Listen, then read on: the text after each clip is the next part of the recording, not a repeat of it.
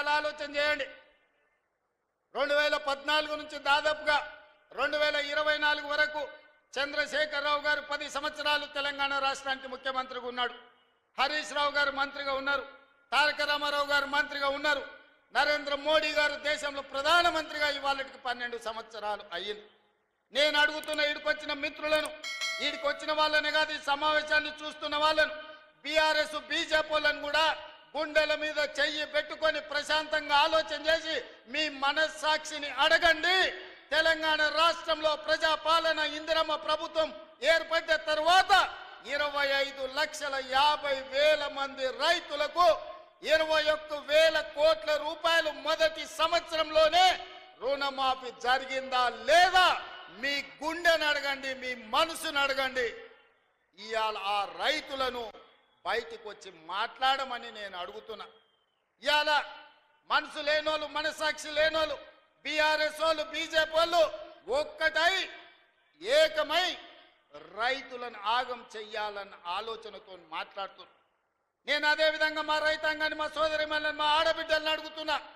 ఆనాడు రైతు భరోసా పథకం చంద్రశేఖరరావు గారు ఎన్నికల పేరు మీద ఎగనామం పెట్టిపోతే ప్రభుత్వం ఏర్పడ్డ మొదటి 3 నెలల్లోనే డిసెంబర్ 7 నాడు ప్రభుత్వాన్ని ఏర్పాటు చేసిన మేము, మా మిత్రుడు బట్టి విక్రమార్క గారు మార్చి లోపలనే 7,625 కోట్ల రూపాయలు రైతు భరోసా పైసలు మీ ఖాతాలలో వేసినమా లేదా? మీరు వెళ్ళి మీ బ్యాంకుల్లో చూసుకోండి. 7,625 కోట్ల రూపాయలకు ఒక పైసా తగ్గినా మీరు మమ్మల్ని నమ్మకండి. ఒకవేళ వేసింది నిజమైతే ఆ తోడు దొంగలు చెబుతున్న అబద్ధాలను తిప్పికొట్టమని తెలంగాణ రైతాంగాన్ని మంత్రివర్యులు సూర్యాపేట ఎమ్మెల్యే జగదీష్ రెడ్డి గారు చివరికి కళ్ళనీళ్లు పెట్టుకున్న పరిస్థితి. ఈరోజు మా దేవునిగుట్ట తాండాలో, రాజన్న సిరిసిల్ల జిల్లాలో ఈ రైతులు మొత్తం లంబాడ రైతులు, గిరిజన రైతులు. ఈ అమ్మాయి పేరు సంగీత గారు. ఇది ఆమె పొలము, ఆమెకు ఒక 5 ఎకరాలు ఉంది. ఇవాళ మొత్తం పొలమంతా ఎండిపోయిన పరిస్థితి. నేను అడిగిన సంగీతాన్ని, ఎందుకమ్మా మరి నాటేసినావు అంటే, అన్న మల్కపేట రిజర్వాయర్ల నీళ్లు ఆడ ఉన్నాయని, ఆడికేళ్ళి కేసీఆర్ సార్ కాళేశ్వరం ద్వారా నీళ్లు వచ్చినాయి కాబట్టి మాకు విశ్వాసం వచ్చి మేము పంట వేసుకున్నాం.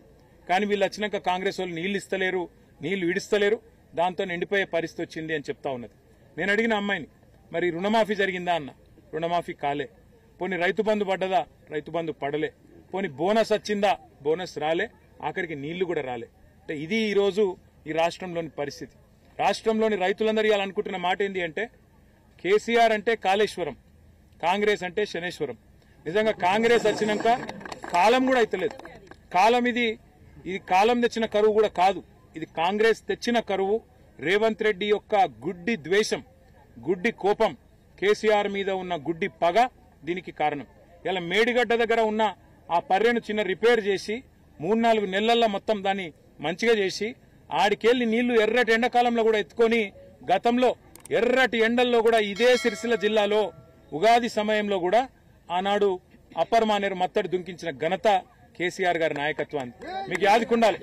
మిడ్ మానేరు నింపినాం, అప్పర్ మానేరు నింపినాం. మానేరు, అప్పర్ మానేరు నుంచి కింద కాళేశ్వరం దాకా, కింద మంతిని దాకా, ఆడికెళ్లి ఇటు దాకా ఎర్రటి ఎండల్లో కూడా అన్ని వాగులు, అన్ని చెర్లు నింపి రైతులను కాపాడుకున్న ప్రభుత్వం కేసీఆర్ ప్రభుత్వం. నేను ఇక్కడికి వచ్చేటప్పుడు ఉత్తమ్ కుమార్ రెడ్డి గారికి, అదేవిధంగా ఈఎన్సీ అనిల్ కుమార్ గారికి కూడా నేను మాట్లాడినా, వాళ్ళకి చెప్పిన 100 ఎకరాల్లో పంటలు ఎండుతున్నాయి, మేము కూడా ఊకోం, చూస్తా ఊకోం. ఎందుకంటే రైతులు నష్టపోయి రైతులు ఆగమయ్యే పరిస్థితున్నప్పుడు మేము వదిలిపెట్టము. ఖచ్చితంగా రాబోయే 48 గంటల్లో నీళ్లు గిన ఇడిచిపెట్టకపోతే తప్పకుండా నేనే స్వయంగా పోయి మంత్రి గారి ఛాంబర్ ముంగట ధర్నా చేస్తాను. వదిలిపెట్టం ఈ ప్రభుత్వాన్ని. ఎందుకంటే కేసీఆర్ మీద కోపం ఉంటే మాతో కొట్లాడు, రాజకీయంగా తలపడు. కానీ ఇవాళ రైతులను ఎండబెట్టడం, రైతులను ఇవాళ చావగొట్టడం అనేది ఈ ప్రభుత్వానికి ఎంతమాత్రం మంచిది కాదు. ఇప్పటికే 450 మంది రైతులను పొట్టన పెట్టుకున్నాడు రేవంత్ రెడ్డి కాంగ్రెస్ ప్రభుత్వం. రైతు డిక్లరేషన్ అన్నారు, ఒక్కటంటే ఒక్క మాట కూడా ఇప్పటివరకు నిలబెట్టుకోలే. కనీసం ఇదివరకున్న రైతు బంధు కూడా నిలబెట్టుకునే పరిస్థితి లేదు. రైతు బంధు పైసలు కూడా వేసే ముఖం లేదు. కరెంట్ ఇచ్చే తెలివి లేదు, నీళ్లు ఇచ్చే తెలివి లేదు. ఆఖరికి బోర్లు ఎత్తిపోతా ఉన్నాయి. ఇలా ఇక్కడికి వస్తుంటే నాకు రైతన్నలు చెప్తా ఉన్నారు, అన్న 600 ఫీట్లు కాదు 800 ఫీట్లు వేసినా కూడా ఒక 1 ఇంచ్ నీళ్లు కూడా పడతలేవు, చాలా దుర్భిక్ష పరిస్థితి వచ్చింది.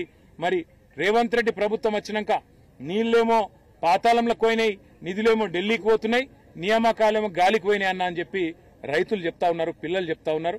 నేను కాంగ్రెస్ ప్రభుత్వాన్ని అడిగేది ఒకటే, సిగ్గు తెచ్చుకోండి, బుద్ధి తెచ్చుకోండి. కనీసం ఇకనైనా రైతులను కాపాడడానికి వెంటనే ఇటు మిడిమానర్ నుంచి అటు రంగనాయక సాగర్ కూడా